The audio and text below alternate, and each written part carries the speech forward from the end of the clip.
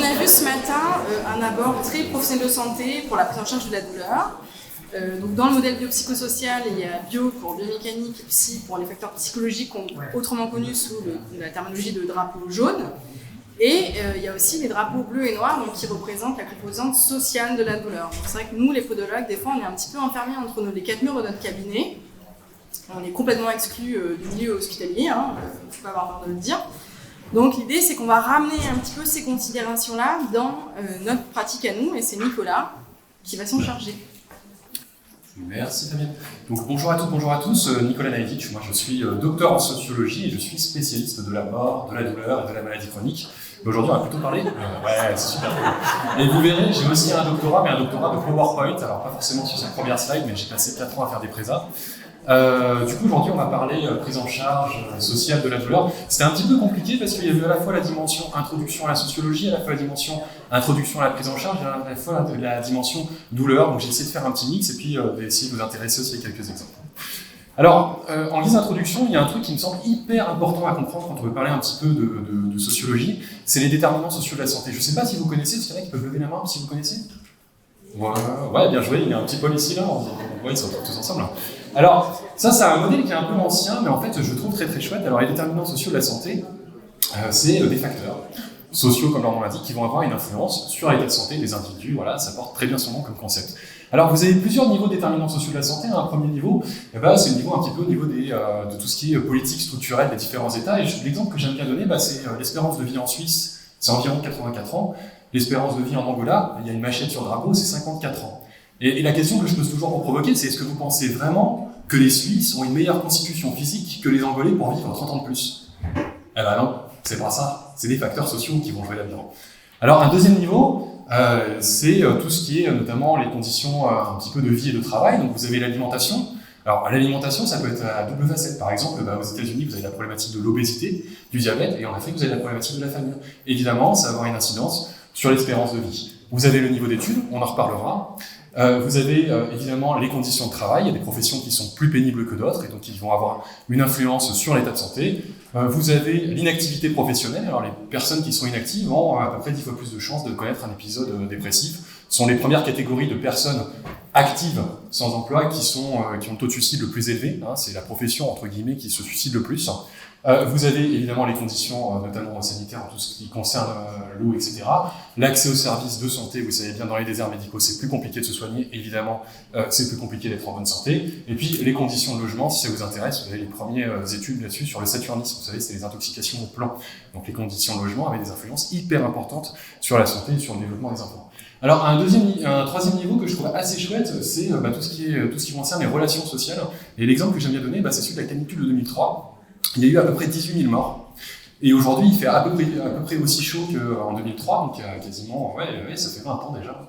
Et pourtant, on n'a pas autant de morts. Et pourquoi ? Parce que notamment, il y a une politique publique qui a mis en place des visites à domicile des personnes âgées, parce que ce que la canicule de 2003 a mis en exergue, c'est qu'on avait des personnes âgées qui étaient seules à leur domicile, et c'est celles qui sont mortes le plus, qui ont payé le plus leur tribut. Donc là, vous voyez, le réseau social va avoir une influence directe sur la mortalité associée à des facteurs, là pour le coup, environnementaux. Et puis, vous avez évidemment les facteurs individuels, mais les facteurs individuels qui sont reliés à tous les autres facteurs, c'est ça qui est très chouette, c'est que tout est relié, notamment la consommation d'alcool et la consommation de tabac. On sait avoir une incidence extrêmement forte sur la mortalité.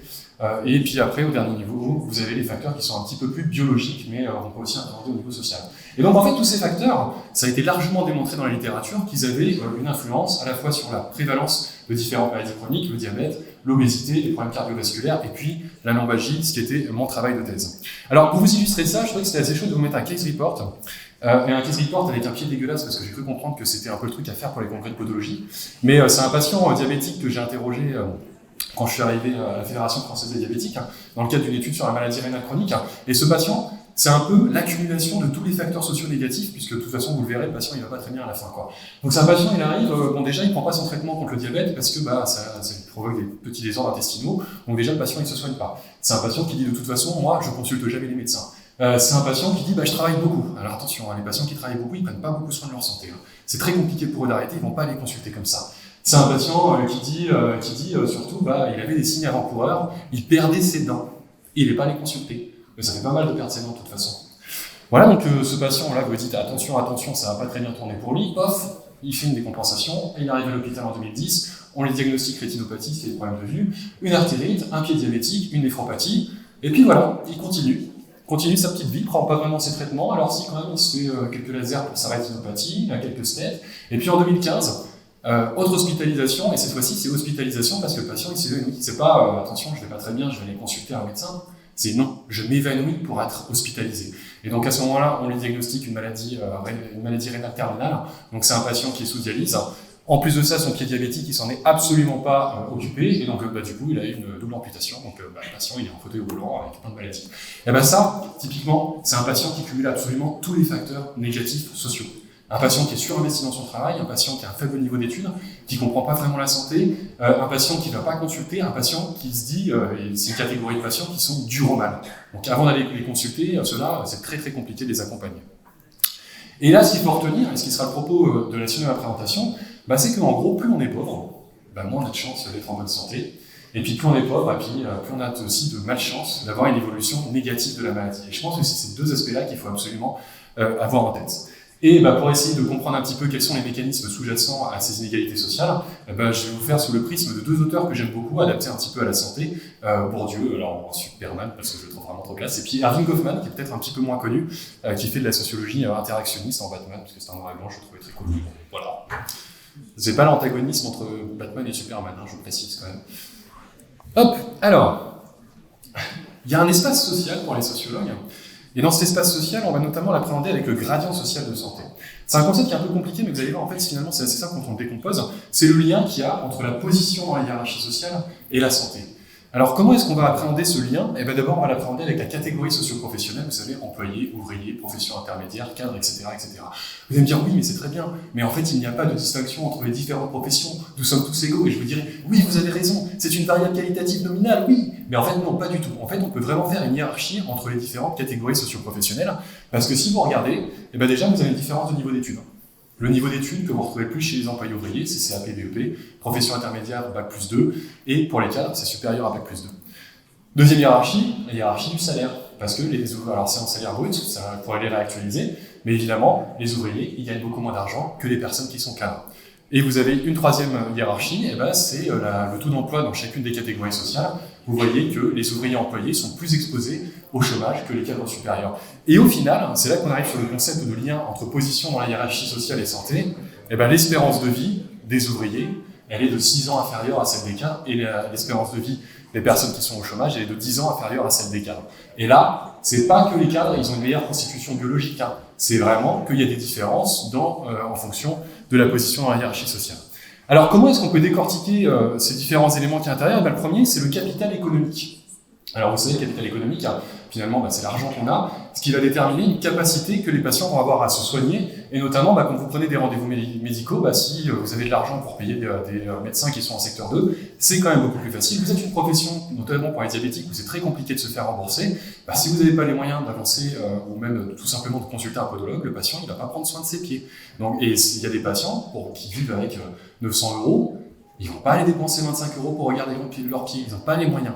Donc ça, c'est un premier aspect. Évidemment, vous pouvez aller un petit peu plus loin sur les mutuelles, puisque en fait, plus vous avez des mutuelles qui ont un taux de cotisation qui est élevé, meilleur vous avez les remboursements. Donc on dit les mutuelles, ça permet de réduire les inégalités, oui, mais jusqu'à un certain point, en particulier pour les personnes qui sont retraitées. Et puis, vous avez des frais qui sont en fait pas envisagés, notamment les frais kilométriques pour aller consulter les différents professionnels de santé. C'est une étude que j'avais faite sur le diabète, mais pour un patient diabétique, il y a à peu près 270 km qui sont faits par an pour aller consulter les différents professionnels de santé recommandés. Ça fait quand même 140 € à dépenser. Donc l'idée générale du capital économique, c'est que plus on a d'argent, plus on est susceptible de prendre soin de sa santé. Deuxième niveau, c'est le capital social. Alors le capital social, c'est juste pour dire, c'est le réseau. Alors le réseau, on le décompose généralement en deux aspects. On a le réseau de l'environnement primaire, donc c'est quand vous avez grandi, en fait, c'est tous les amis de votre famille. Alors moi, typiquement, j'ai beaucoup de chance parce que j'ai un cousin qui est radiologue, j'ai un autre cousin qui est dermatologue, j'ai un cousin qui est médecin généraliste, j'ai un cousin qui est kinésithérapeute. C'est cool pour moi. Et puis après, vous avez le deuxième environnement, c'est l'environnement secondaire. Du coup, maintenant, je connais plein de podologues, c'est super chouette. Si un jour j'ai un problème, j'hésiterai pas à vous contacter. Mais j'ai travaillé à l'hôpital dans un service d'orthopédie et de neurochirurgie. Je connais des orthopédistes, des neurochirurgiens. Pour moi, c'est extrêmement simple d'avoir des rendez-vous médicaux, c'est extrêmement simple d'avoir des prescriptions, c'est extrêmement simple tout ça. Donc pour ma santé, c'est quand même super top. Et ça va conditionner finalement les facilités que vont avoir, ou au contraire les difficultés que vont avoir les patients pour obtenir des conseils, des informations, des ordonnances, des rendez-vous, etc., etc. Alors, vous avez une dernière dimension, pour faire simple, qui est celle du capital culturel. Je ne vais pas trop m'appesantir dessus, ce sera le sujet de la présentation juste d'après, mais notamment parce que le capital culturel est relié à ce qu'on appelle la littératie en santé. Vraiment, je vous passe juste les animations parce qu'elles sont très rigolotes, mais la littératie en santé, elle est entre guillemets corrélée au niveau d'études des différents patients, et ça va être la capacité que les patients vont avoir à bien comprendre tout ce qui concerne les aspects nutritionnels, organisation des soins, compléter les différents formulaires administratifs, analyser les bénéfices-risques. Ça c'est très important. Moi, je travaillais avec des patients qui avaient 4 ou 5 opérations de la colonne vertébrale. Les patients, ils croient ce que les chirurgiens disent, et les chirurgiens, il y en a qui font ça pour le pognon aussi.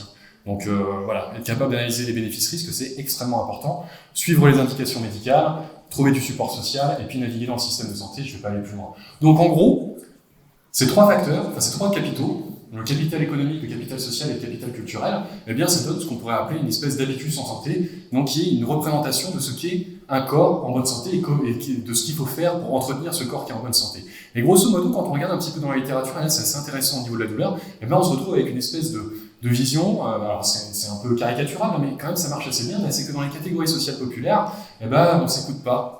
Et c'est typiquement les patients qui sont durs au mal. Je ne sais pas si vous êtes déjà allé dans le métro parisien, mais vous avez des SDF là, ils ont des pathologies, mais vous ne savez même pas comment ils font pour survivre avec ça. Mais en fait, comme de toute façon ils ne vont pas les consulter, au bout d'un moment le corps il s'adapte, et puis en fait on ne perçoit pas ça comme étant une problématique médicale. Donc des patients qui sont durs au mal. Dans les classes populaires, et ça marche très très bien, c'est souvent l'arrêt de travail qui est en fait le signe qu'il faut vraiment aller consulter, mais tant que le patient il peut bosser, il va continuer à bosser jusqu'à ce qu'il soit complètement bloqué. Dans les catégories sociales supérieures, dont nous faisons partie, là pour le coup on va avoir une attention à son corps, on va aller faire du sport, on va faire attention à ce qu'on mange, etc., etc. Et puis au moindre petit signe, on va les consulter. Et donc finalement, ça c'est les déterminants sociaux de la santé. Alors comment est-ce qu'on peut les régler? C'est un peu compliqué, je ne vais pas vous détailler cette slide parce que ça c'est un petit peu un algorithme de prise en charge sociale des patients. Ça serait vraiment trop long, mais je vous dirais en fait la chose qu'il faut faire si vous repérez un patient qui est en état un petit peu de vulnérabilité sociale, un patient qui est sans emploi, un patient, vous savez, qui n'a pas beaucoup de revenus, ça peut être une orientation vers l'assistante sociale. Alors il y a des assistantes sociales de secteur, il y a l'assistante sociale de la CARSAT, vous pouvez leur téléphoner, vous trouvez les numéros directement sur internet, et de la même façon qu'il y a autant de spécialités médicales que cette partie du corps, l'assistante sociale, c'est une spécialiste de la dimension sociale et de sa prise en charge. Donc vraiment, le maître mot, c'est que pour ces problématiques-là, il ne faut pas hésiter à orienter les patients vers une assistante sociale. Je me bats pour, c'est vraiment très important. Alors comme j'ai 15 minutes, je vais très très vite, je vous prie de m'en excuser. Deuxième point que je voulais aborder, c'est qu'en fait, il y a ces facteurs un petit peu macro, mais ces facteurs macro, ils vont aussi avoir une incidence sur le déroulement de la consultation. Alors, il y a un dernier type de capital dont parle Bourdieu que j'aime beaucoup, qui marche très très bien quand vous allez sur les consultations pour l'analyse des dynamiques. C'est ce qu'il appelle le capital symbolique, et le capital symbolique, ce sont les représentations du corps. Alors là, je vous ai mis à gauche le Dr. Tim, c'est un neurochirurgien américain qui signe tous ses mails avec Finisher, Ironman, Finisher, machin truc. Puis vous voyez, là c'est la photo sur le congrès. Vous voyez la représentation que le mec a, la photo de sa famille sur Facebook avec les dents blanches et tout, c'est extraordinaire. Et puis à côté, vous avez Yves de L'amour est dans le pré.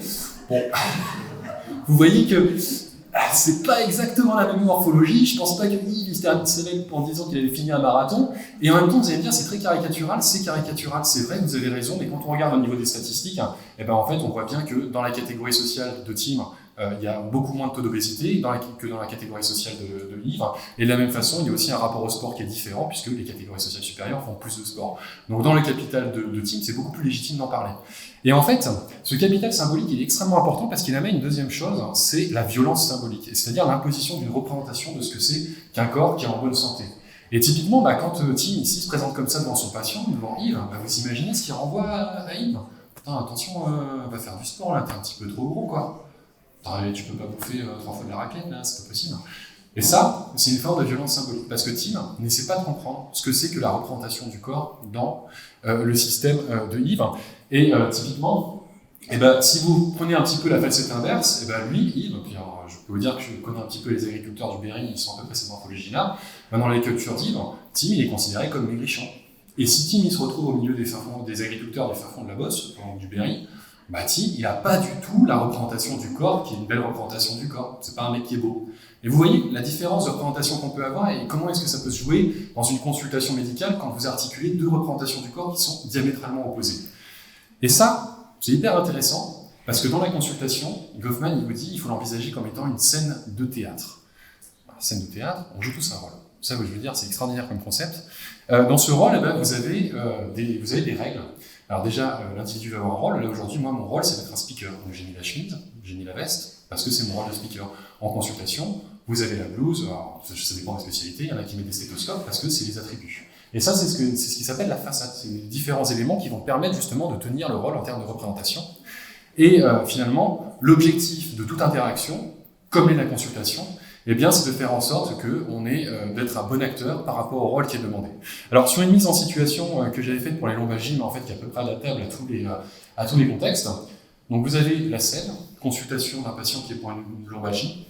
Vous avez le rôle du soignant, et vous avez le rôle du patient. Qu'est-ce qu'on attend du soignant? Qu'il soigne le corps. Qu'est-ce qu'on attend du patient? Qu'il accepte d'être soigné. Et attention, c'est une vraie attente. C'est-à-dire que typiquement, les patients qui ne sont pas observants, ce sont des mauvais patients. Parce que la seule chose qu'on demande aux patients, c'est d'être observant. C'est une imposition. Et c'est pour ça que je dis que c'est des attentes normatives. Parce que typiquement, un professionnel de santé, notamment je pense aux kinésithérapeutes, parce qu'il y en a pas mal qui partent un petit peu sur la mouvance TCC, thérapie cognitive, un kinésithérapeute, si le patient va avoir un kinésithérapeute pour une problématique de lombalgie, ce qu'il va attendre, c'est soit des massages, soit des exercices. Il ne va pas attendre que le kiné lui parle de problématiques psychologiques. Et c'est une imposition. Et si le kiné le fait, rupture de l'alliance thérapeutique parce qu'il n'a pas tenu le rôle. Si le patient ne fait pas les exercices qui ont été demandés par le kiné, rupture de l'alliance thérapeutique parce qu'il n'a pas tenu le rôle. Donc extrêmement important. Vous avez un deuxième niveau, donc du coup c'est la façade. Donc ça va être la mise en scène au niveau du cabinet. Vous savez, vous avez notamment ceux qui mettent des petits crânes, des petites colonnes vertébrales. Ça fait partie de l'environnement qui permet de montrer que vous êtes des professionnels de santé. Et du côté des patients, la façade, c'est les habits.